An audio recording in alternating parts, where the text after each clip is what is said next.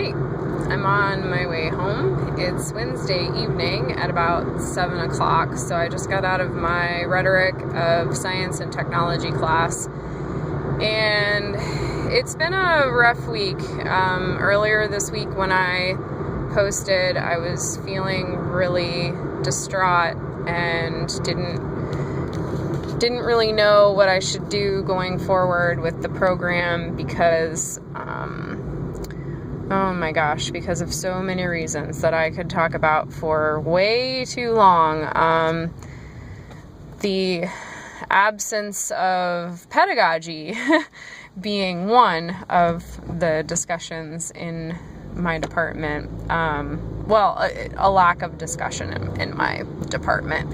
But anyway, I thought I would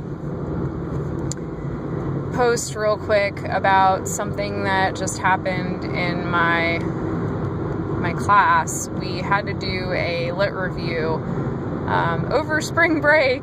Yay.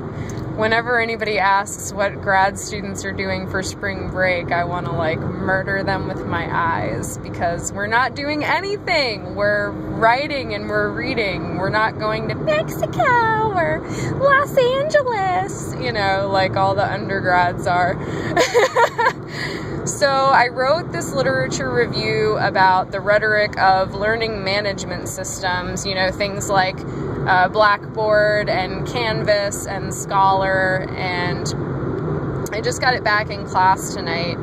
And let me just preface this by saying that this professor is the most formidable, but maybe one of two most formidable people in our program. She's not very approachable. She's extremely intelligent, and she can be kind of cutting sometimes. We'll talk about an article in class, and she'll say, well, this just wasn't very well written because look at this and look at this and look at this, and she'll point out a bunch of things, and we're all kind of going,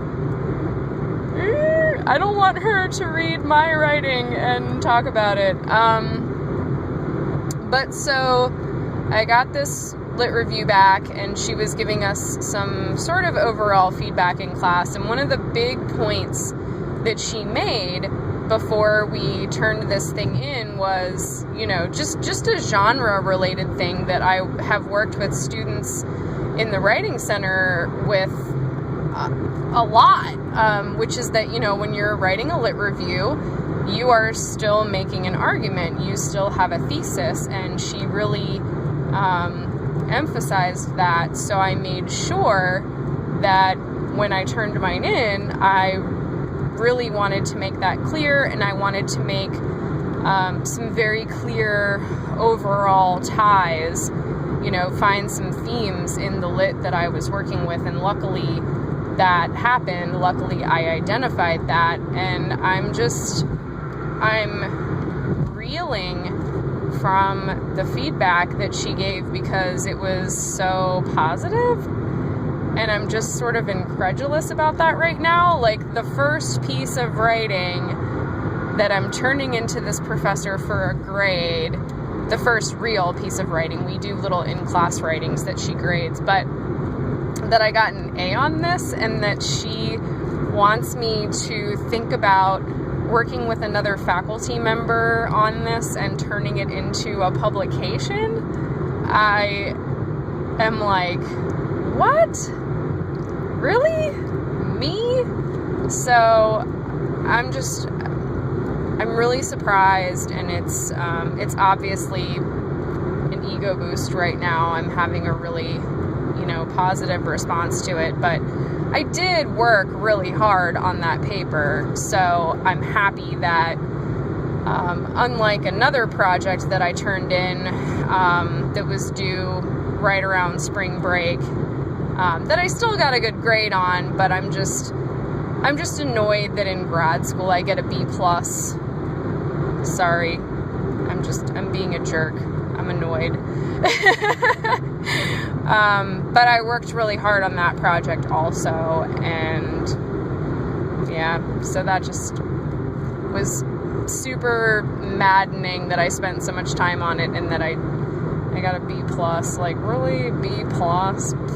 You know? So it's making me feel like, oh my gosh, you know, maybe I can do this thing. I mean, I can do this thing. That's not it. Like, I know I can do this. Really, what it is with a PhD program is it's mind over matter, because there's so much. There's so many moving parts. There's so many requirements. There's so much going on, and I tend to be a big picture person. So when I look at all of those things together, I go, oh my gosh, I have to do coursework, and I should probably be trying to publish, and I should be presenting at conferences, and I should do this and do that. And then when I'm done with my coursework, then I need to start thinking about and studying for my preliminary exam.